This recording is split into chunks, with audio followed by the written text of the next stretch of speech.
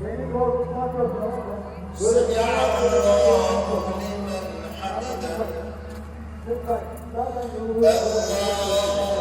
Baba, Allah tek. Sallıyoruz böyle. Sallıyoruz. Harika, sallayalım o zaman.